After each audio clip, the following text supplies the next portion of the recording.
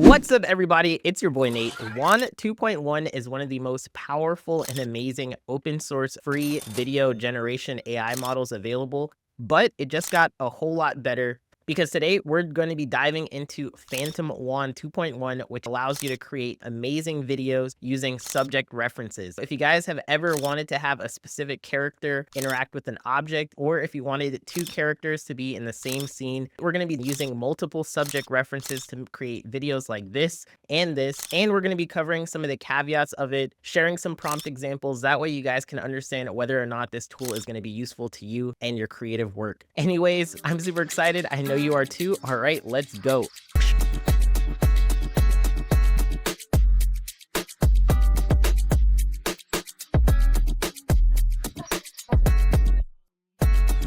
If you guys have heard about Wan 2.1 before, you'd know that it is easily the best free open source AI video generation model available today. And we've covered it in the past. We've talked about different workflows for it. We've created an entire generation suite up and available on our Patreon. So you guys can go ahead, get those links down in that description box if you want to test it out. But in the past, it was hugely limited because if you wanted to have a specific character, it would require you to either train a LoRa or have a generated input image to start your frames off with. But let's say you wanted to use your characters in a completely different scene, you didn't have a generated photo of it, and you only had maybe one photo to base your image off of. We just released two brand new workflows that are going to allow you to do a whole lot of stuff with Phantom Wan 2.1. If you guys have used Kling before, or even Luma Labs, you may have seen examples of having subject reference videos, which are essentially videos that are generated using one input or multiple input images. And then you just type out your prompt and you're able to have those characters or those objects interact with each other. So for this example, we had Keanu Reeves and Taylor Swift walking down a rustic Italian village. The results look fantastic. To get started, we're going to be using a tool called ComfyUI, which is an awesome open source tool that's available. For a really quick recap, if you guys wanted to get ComfyUI, it's super easy. You just go over to this GitHub page, you scroll all the way down until you see the Windows portable package, you extract that file, and then you're going to have a ComfyUI installed and ready to go. So once you have ComfyUI, the next thing that you guys want to check out is probably going to be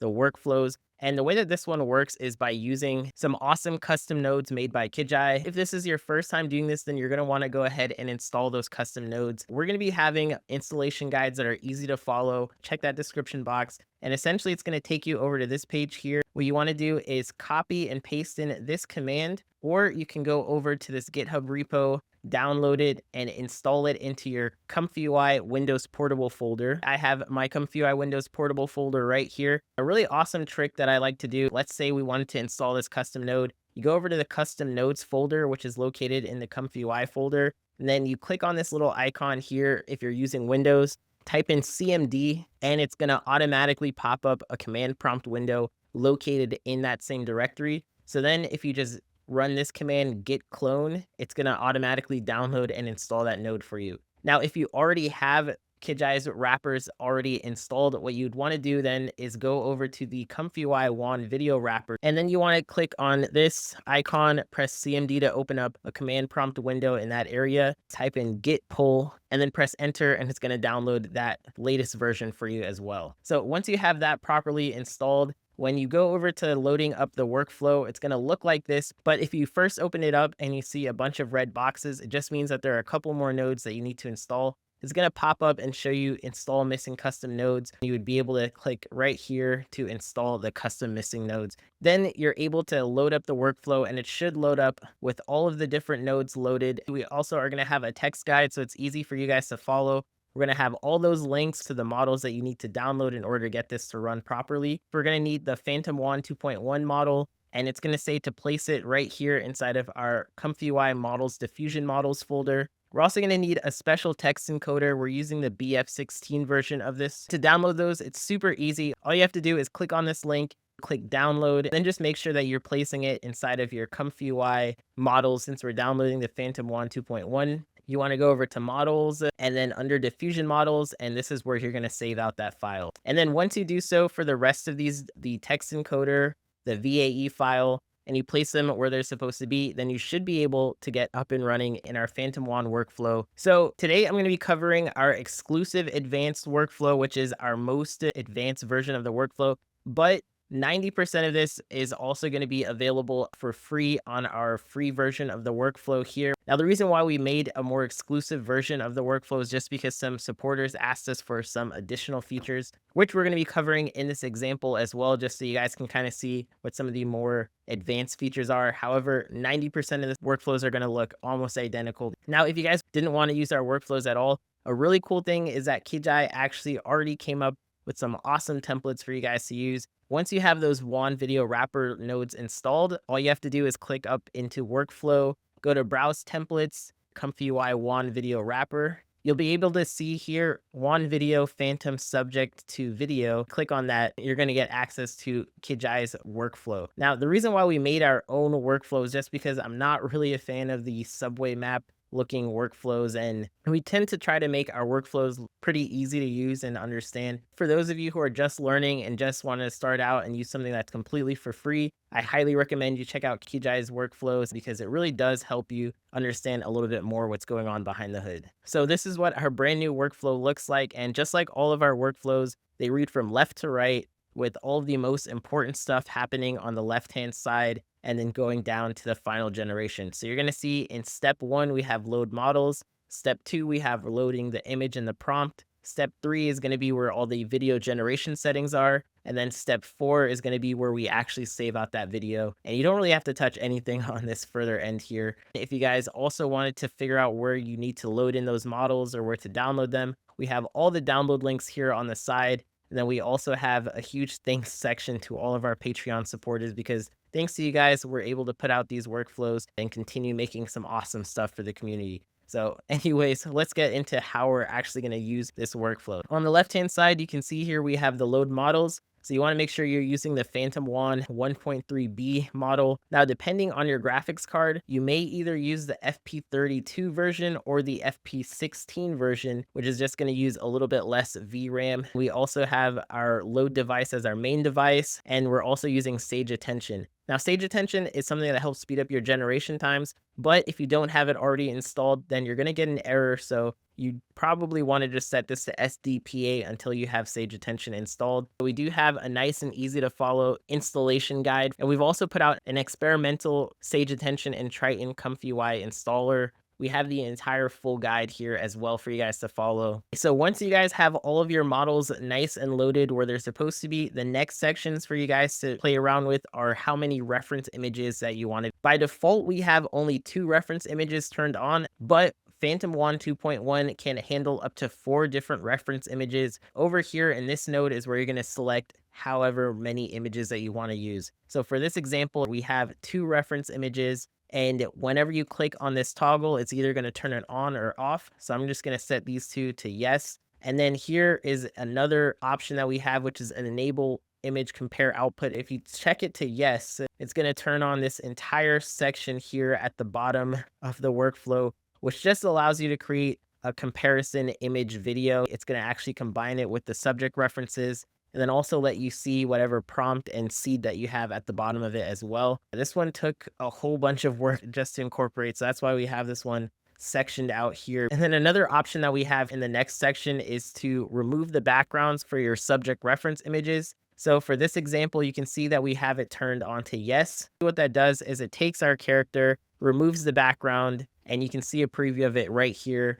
I would say for experimenting, if you guys have characters or specific objects and they're on messy backgrounds, it's probably better to remove the background before using it as a subject reference. But if you do want to have elements of that background incorporated into your final video, then you can go ahead and turn these sections off, and it's just going to make sure that you're using your reference image as it is. The next section here is going to be picking your add-ons, and this is the one that lets you control pretty much how your quality, your speed, and your ultimate generation is going to turn out. By default, we have, again, all these settings optimized, so it's really up to you and how you would like to make your videos. For example, the first one here is going to be Wan Video TeaCache, which TeaCache is a setting that allows you to generate videos faster, but it tends to produce a little bit worse results, specifically with hands and fingers. Another option that we have is Wan Video SLG, which is short for skip layer guidance. It's another option that either improves the video or sometimes makes certain things worse. In our testing, it tends to make the motion a little bit better, making characters more dynamic. Another option here is Wan Video Experimental, which, as the name suggests, it's completely experimental. You guys can leave this on or turn it off. It really might just vary how well your generation comes out. The next option here is Video Frame Interpolation. A lot of video generators generate in 16 frames per second, but in order to get really nice and smooth videos, what we do is interpolate those frames, essentially doubling the frame rate. That's what this node does here. The next option is Wan Video Block Swap. This is related to your VRAM management. This essentially breaks down how your Wan video model is loaded. By default, most systems are going to need to have block swap so you don't run out of memory. And then if you are running on a low VRAM system, we recommend that you would turn on the VRAM management. What this is going to do is completely offload that model to your CPU memory rather than your VRAM. The next option is going to be torch compile settings, which is something that's going to allow you to speed up your generation times if you do have Triton installed. So if you don't have it installed, you're going to want to go ahead and turn this off. But if you do have Triton, then you can go ahead and leave this on. We have noticed that it does slightly change the generation, but not in a significant way. And then another option here is going to be the Wan Video Enhance a Video. This one just helps make a little bit sharper images and adds more contrast, and overall makes the videos look a little bit better. And then the final section here, we have what we would consider to be an experimental option, which is Wan Video LoRa Select. And in our testing using the Phantom Wan node, it did not make a significant difference if we were using a LoRa or did not use it. But I do imagine that in the near future, LoRas that are specifically trained on Phantom Wan 2.1 will make a greater impact. So that's why we left this here inside of the workflow, in case any of you guys wanted to play around with actually using your LoRas. A lot of the generations examples that we had, we actually left on the LoRa Select just to see if it would make a difference, but we did not see anything or it being applied. So once you have all of those settings set up, you can then move on to your second section here, which is loading your image and your prompt. If you wanted to load in an image, all you'd have to do is either drag and drop it onto your load image node, or you click choose file to upload, which is going to be in this left-hand side. Now, the rest of the options for this, you don't really have to mess around with, unless you're someone who really wants to play around with something super advanced. Over here on this top corner, we have resize image, and on the other side, we have remove background options. What you may notice is that we're not just taking this picture here, but we're also adding in a specific color background, and we're making sure that it fits within 1280 by 768, which is going to be our generation size. And this value is also going to change depending on your video generation. If you guys wanted to play around with this, make those settings something else entirely, by clicking on this little gray dot. And then also for removing the background, if you notice that it was working a little bit too sharp, or you wanted to use a different background removal options, we also have that set up here. Click on this little gray dot, you're going to see these options expand. But again, all of these are super optimized for our best results. We really do encourage you guys to experiment, play around with these tools. So after you have your images loaded up,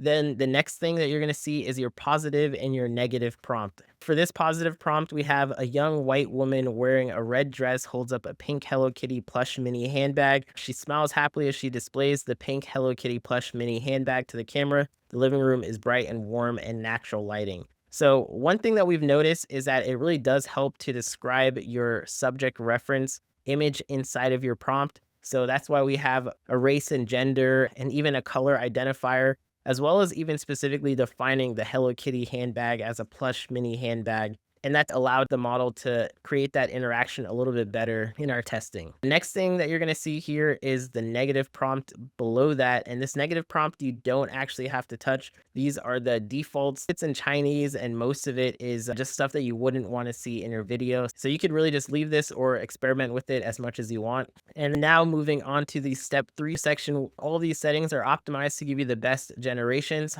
But if you wanted to fine tune them a little bit further, you guys can go ahead and play around with these options right here. So the first one up here is going to be your quality select, and it's set to 2, which is the medium quality, which is great. Essentially what this does is it changes how many steps per generation or how long your computer is going to be working on each frame. The way that you change these settings is by changing this value right here. So number 2 corresponds to great or medium. If you set this to 3, it's going to be the maximum quality, and it's going to run a little bit slow. And if you wanted to just see some really low quality but fast generations, you would change this to 1. Another option that we have here is the portrait or landscape option. By default, we're going to be having it set to 2, which is landscape videos. But if you just wanted to swap it and make it into a portrait or a taller video, you change this to a value of 1, and that's going to change that for you. And then another option here that we have is the video resolution. There's really two main resolutions that Phantom Wan is trained on. The higher resolution version of this is going to be the 1280 by 768. If you guys did want to run a standard resolution, which is a little bit lower resolution, then you guys can go ahead and change this to a value of 1, and that's going to set that up for you as well. And then the video length is going to be how long that generated video is. By default, we have this set to 81 frames, which generates a video of about 5 or 6 seconds,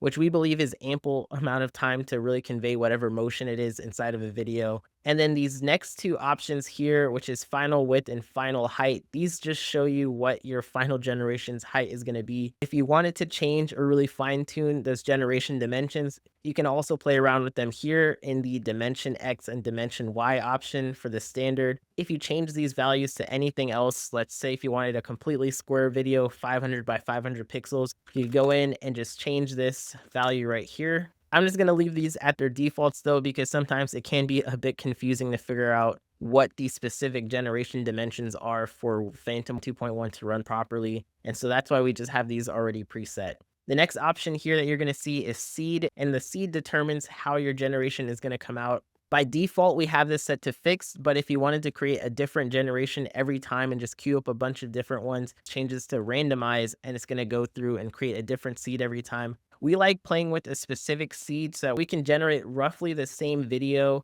but if we wanted to change one setting specifically, like maybe changing the video resolution or changing the orientation, we can see how that ultimately plays out without it being defined by the seed. So if you can think of a seed like an actual seed for a plant, every seed is going to come out with a different plant. But if we use the same exact seed over and over again, then we should get roughly the same plant every single time. And then we can go ahead and change all these surrounding conditions about it. So maybe it's how long the video generates for, or what sorts of resolution or the plot size for the plant. And yeah, it's just something that helps you when you get into experimenting. And then after that, everything else down here, you really don't have to touch. We can get onto the saving the video, which by default, we're going to have it set to 24 frames per second. You can also crank this up to 30 frames per second, and that's also going to give you a decent generation. And you're going to be able to see a preview of that generated video. One thing to note about this node is that you're going to notice that this video is extremely low resolution.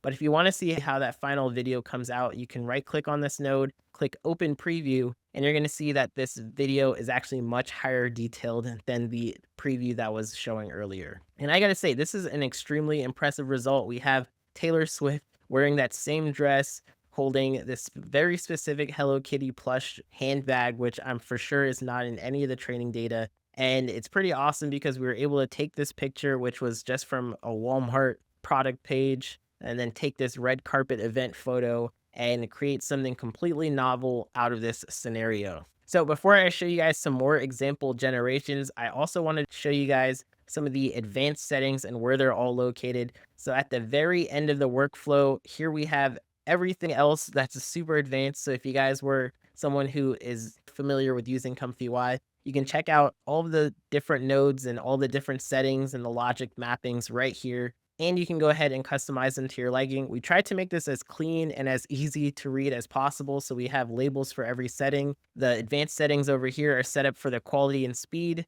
And then the VRAM management ones are going to be over here under this section. Another thing that you'll see is the logic for the quality. So let's say you wanted to change how many steps per generation based on the either low, great, or max options. You can change those right here. By default, they're set to 20, 30, and 40 steps. Then here we also have the logic for the naming. So by default, it's also going to save out the name based on your quality settings so you can remember what your generations were when you're looking at them later on. We also have the logic for the resolutions, changing the orientations, and different things like that. So, okay, I know that this is a monster of a workflow, but again, all the settings are optimized. Once you guys load this in, load in the models, install the custom nodes, you should be up and running as quick as possible. So let's go ahead and check out some more examples besides this Taylor Swift Hello Kitty version. So here we have our example using Keanu Reeves and Taylor Swift. As you can see here, we have the image loaded up, we have the backgrounds removed, and we just used the prompt: a middle-aged white man wearing a black suit and black shirt walks with a young white woman wearing a red dress. They're holding hands. The background shows a rustic Italian village during daytime. And I gotta say, the results look amazing. Like, this is hands down the best free open source video generation. And it's really impressive that we're able to do this all locally on our computers.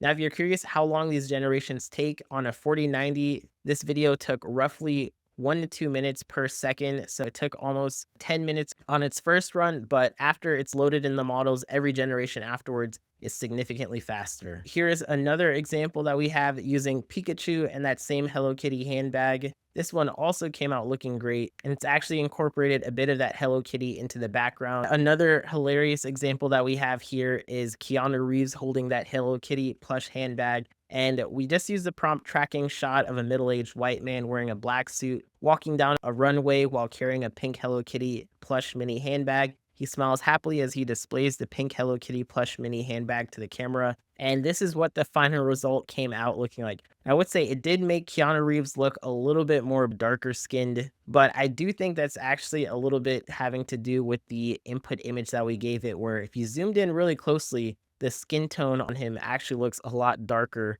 than maybe in some of his other videos or photos. So if you guys are getting some quirky generations, just go ahead and play around with that. Maybe even play around with the seed. Another example here is one where we tried to give it two characters, one being Mario in a 3D style and another one being Pikachu in a 2D style. And we said a 3D character, Mario, wearing blue overalls, a red hat, brown shoes, and white gloves, walks alongside a 2D Pikachu yellow character. They're walking on a hill with colorful flowers. During the day, the sun illuminates the scene. And I would say when it comes to adhering to the prompt, it has a lot of the characteristics, but the emotion is a little bit wonky to where it doesn't look like they're really walking down the hill. But we do have the hill in the scene, we have the flowers, we have the sun illuminating the scene. But yeah, some of this does look a little bit quirky. So I would say to probably play around with the seed or maybe even the prompting a little bit to get it to work better. And then a final example we have is Taylor Swift holding this sticker, which was a stress test that we tried where we tried to make sure that this was absolutely not showing up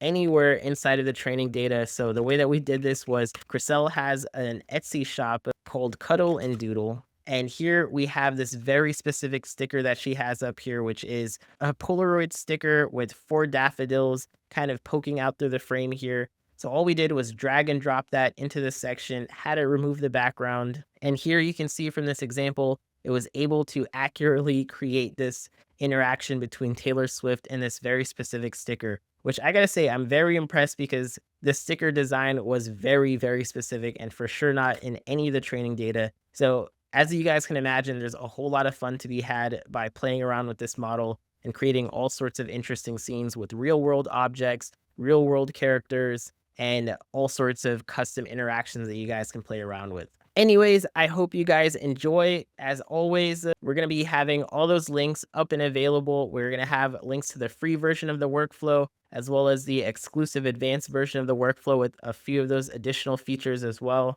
And if you guys create something super awesome, please be sure to message me on Discord. I always love checking it out. We have an awesome community there with people sharing their work, creating all sorts of awesome stuff, troubleshooting things. I highly recommend you go ahead and check that out as well. And for those of you who want a little bit more extra support, we have just released a brand new Patreon tier, the Diamond tier, which is going to have everything from the previous tiers and also include one-on-one monthly consultations. I know a lot of you guys have been asking me to help set up something super specific, maybe even go over a workflow or workflow ideas and create them. Well, this is what that tier is for. We've helped consult different businesses, different startups, and individuals with all sorts of creative professional goals. So we wanted to make a brand new tier that makes something that's a little bit more consistent for everyone and allows you to get your questions answered with the one-on-one support that you need. So we're introducing this now, and I'm excited to help you guys with your creations. Anyways, thanks for watching. I hope to catch you in the next one. Until next time, all right, peace.